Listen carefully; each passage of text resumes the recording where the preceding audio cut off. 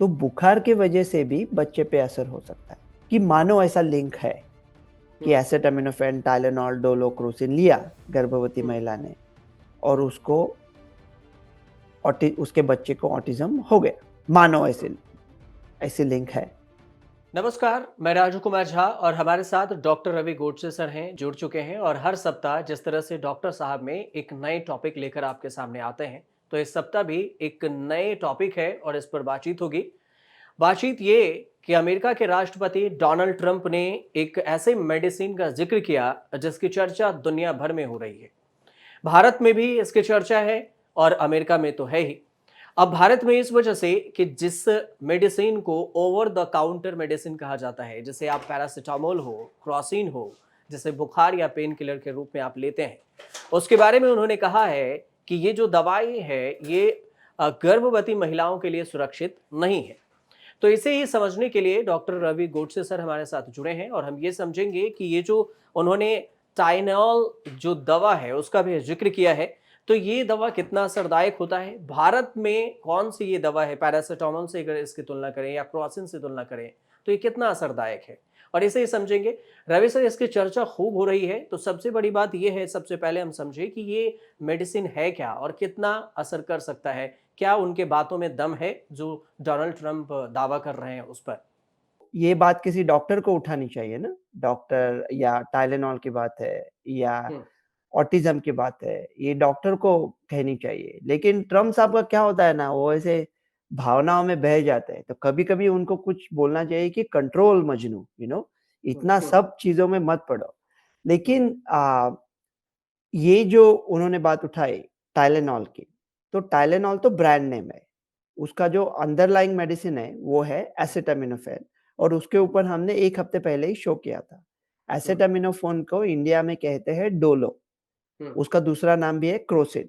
जो इंडिया में हाँ, आप डोलो करके खाते हो, उसको पैरासिटामोल भी है। अमेरिका में हाँ, पैरासिटामॉल, क्रोसिन, डोलो, हुँ, टाइलेनॉल ये सब चीज़ें सेम है। ये सभी एक ही अंडरलाइंग मेडिसिन है और वो है एसिटामिनोफेन। हुँ, तो बात ये है कि क्या गर्भवती महिलाओं ने हुँ, ये लिया, हुँ, टाइलेनॉल लिया या एसिटामिनोफेन लिया, तो उनसे एडीएचडी मतलब जिसको ऑटिज़्म बोलते हैं, उनके ऑटिज़म। बच्चों में होने का हुँ, मौका जो है, जो चांस है, वो बढ़ हुँ, जाएगा। हुँ, तो उसके खिलाफ डॉक्टर अभी बहुत सारे स्टेटमेंट दे रहे हैं। सबसे पहली स्टेटमेंट ये है हुँ, कि अभी जो माता-पिता हैं, जिनके बच्चों को ऑटिज़्म स्पेक्ट्रम डिसऑर्डर है, उनके हुँ, मन में ये बात आ जाएगी कि शायद माँ ने कुछ गलत किया होगा, हुँ, उसके वजह से बच्चे को हो गया। तो उन्हें बहुत बुरा लगेगा और साइकोलॉजिकली उनके मन पर बहुत बुरा असर होगा। तो हुँ, इसलिए ये बात ठीक नहीं है। और हुँ, क्या होता है ना, ये ऑटिज़्म स्पेक्ट्रम डिसऑर्डर होती है, हुँ, उसमें कई सारी फैक्टर्स होते हैं। जेनेटिक होते हैं, एनवायरनमेंटल होते हैं, मतलब क्या हेवी मेटल्स की वजह से है।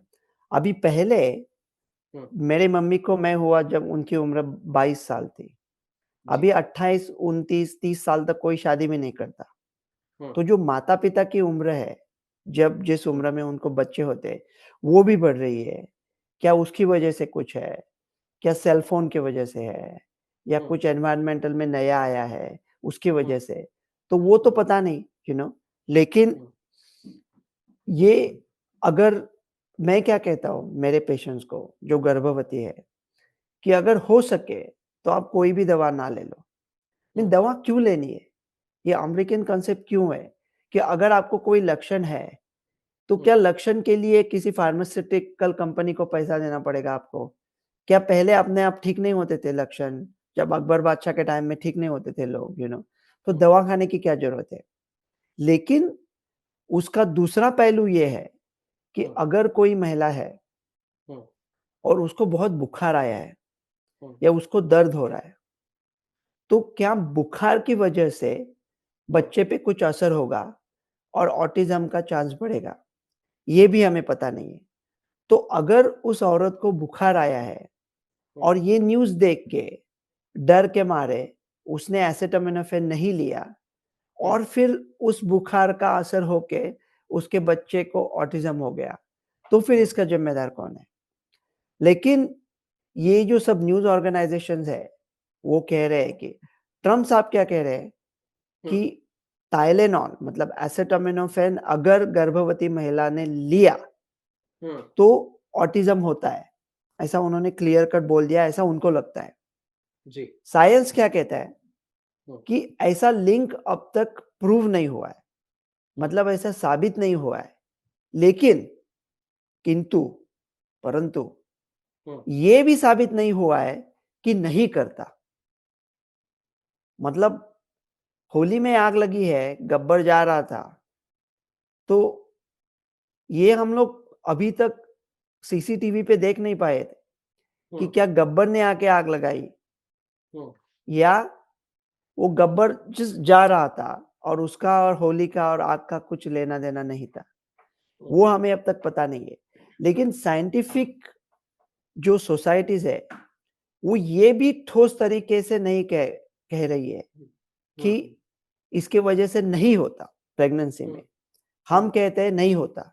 हुँ, इसलिए वीडियो कैमरा लगा के गर्भर औरतें टाइलेनॉल खा रही है, हुँ, कैमरा के सामने।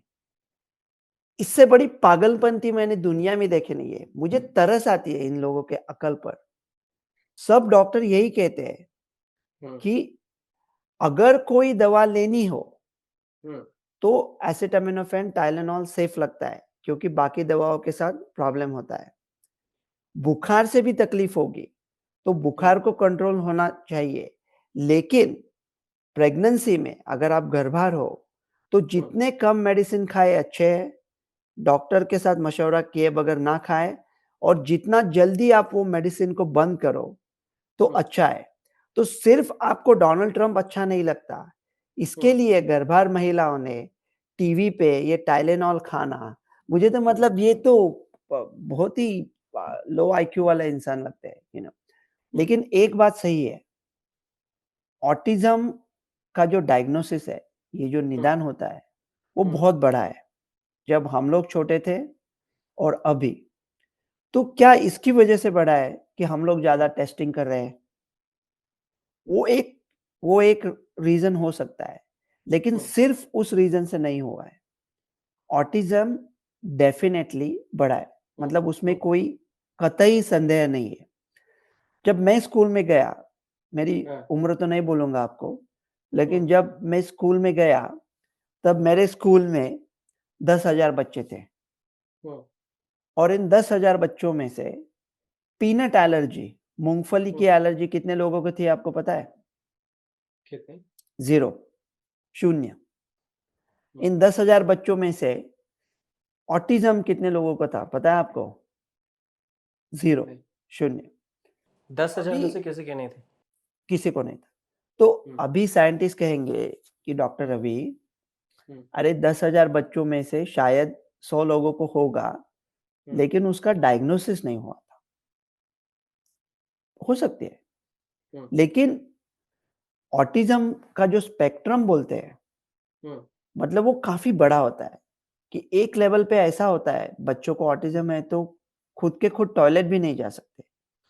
और दूसरा ऐसा है कि बच्चों को थोड़ा उसके व्यक्तित्व, पर्सनैलिटी में फ़र्क होता है, लेकिन हुँ, बाकी लोगों को पता भी नहीं चलता कि उनको ऑटिज़्म स्पेक्ट्रम है। हुँ, लेकिन अगर इतना बड़ा ऑटिज़्म होता, तो बच्चों को ध्यान में आता है कि अपने साथ के बच्चों को ऐसा हो रहा है। तो ये डेफ़िनेटली बढ़ा है। तो हुँ, अगर बढ़ा है, तो क्यों बढ़ा है? हुँ, तो कुछ लोग कहते हैं कि क्या वैक्सीन की वजह से हुँ, और अभी क्या हो गया ना, ये कोविड के बाद वैक्सीन को बुला-भला कहना और हमारे यहाँ तो कुछ व्हाट्सएप पे अनाप-शनाप उल्टी-सीधी चीज़ें कहने को आपको ना कोई लाइसेंस लगता है, ना कोई एजुकेशन लगता है, ना कोई आईक्यू लगता है। जो मन में आया भड़ास निकाल दिया व्हाट्सएप पे। तो हुँ, क्या वैक्सीनेशन की वजह से है?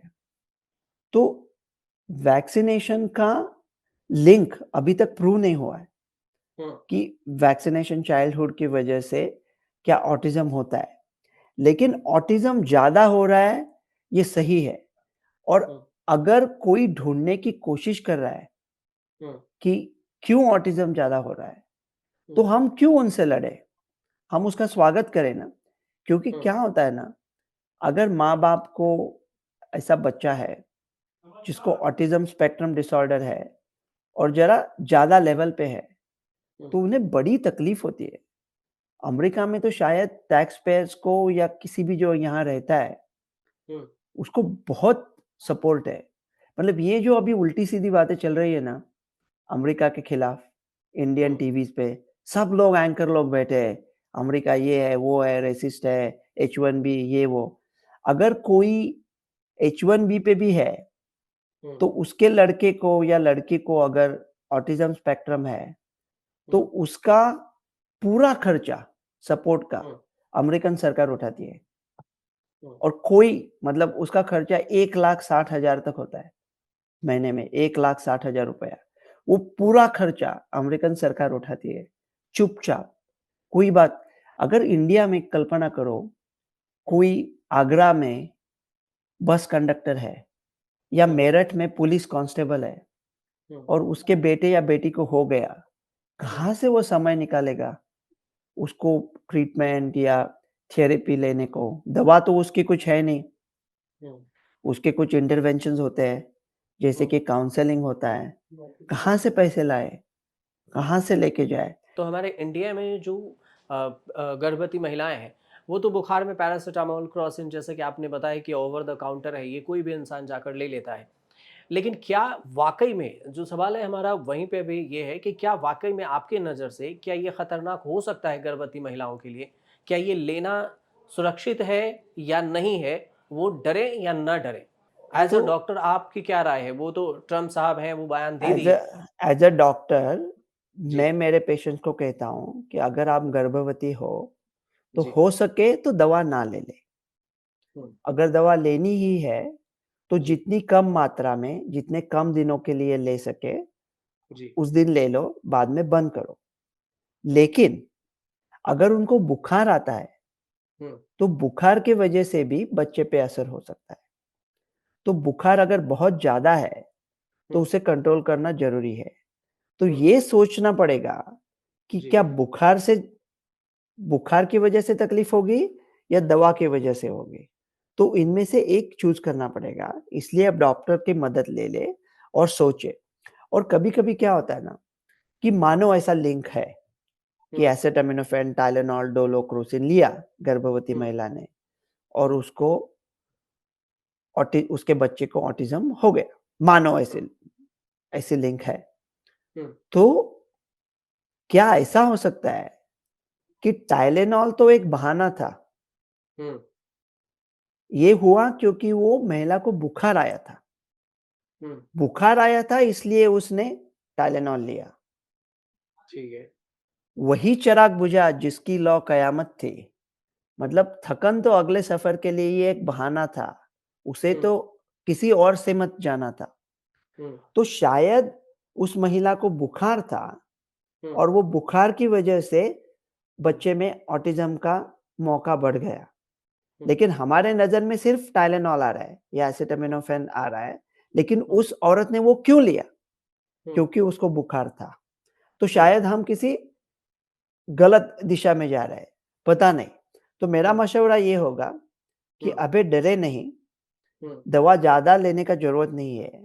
जितना कम हो सके ले लो, लेकिन अगर हुँ। बुखार है, तो फिर अभी भी टाइलेनॉल ले सकते हो अपने डॉक्टर के साथ बात करके। उन्होंने एक दूसरी चीज़ जो पेन किलर बोला है, तो क्या ये पैरासिटामोल वाला या फिर डोलो या क्रॉसिंग या टाइलोन इन सब में जो पेन किलर के भी काम आते हैं, ये उससे कनेक्शन है?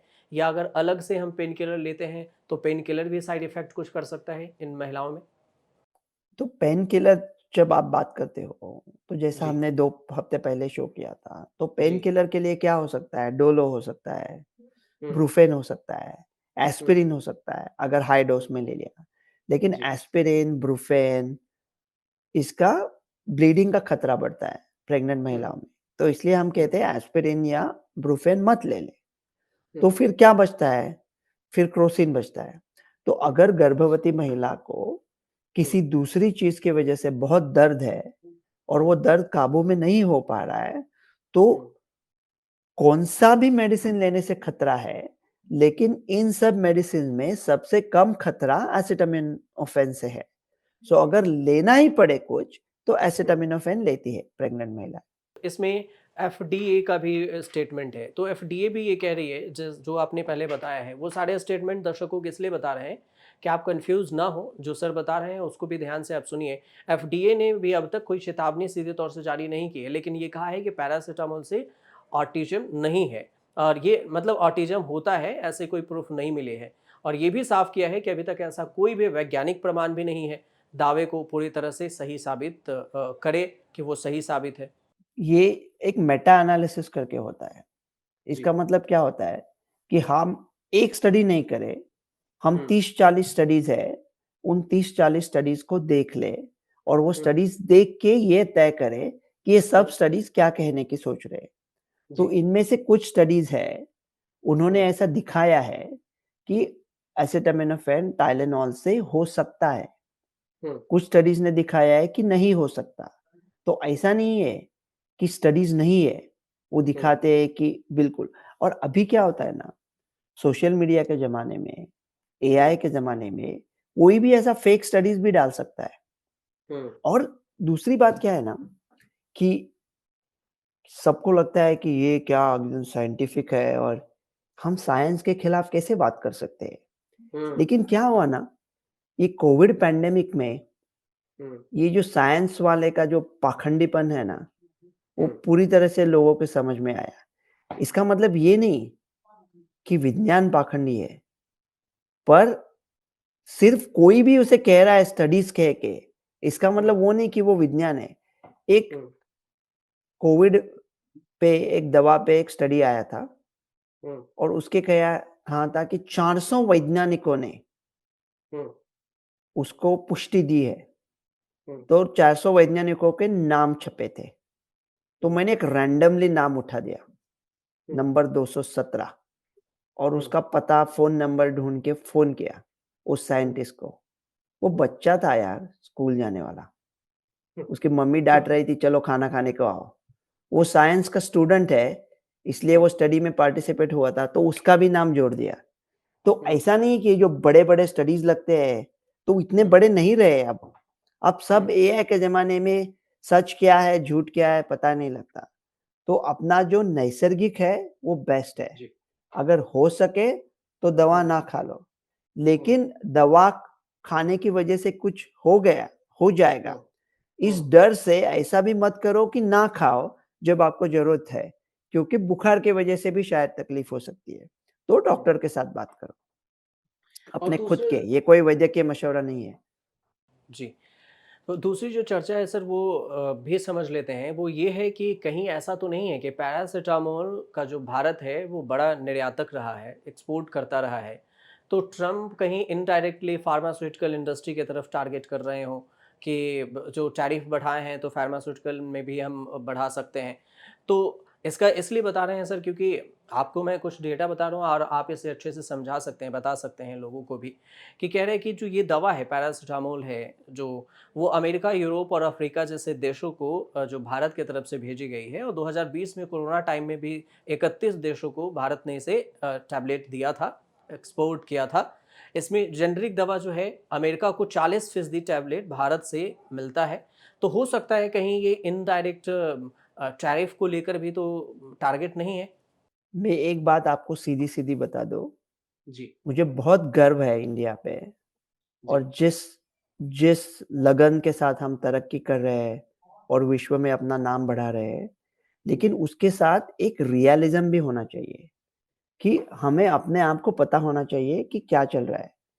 कि जी। ये जो चौबीसों घंटा हुँ, इंडिया के सब न्यूज़ चैनल ट्रम्प हुँ, और अमेरिका की चर्चा करते हैं, अमेरिका में ऐसा कुछ नहीं चलता कि हुँ, ये चाइना में भी काफ़ी बनता है।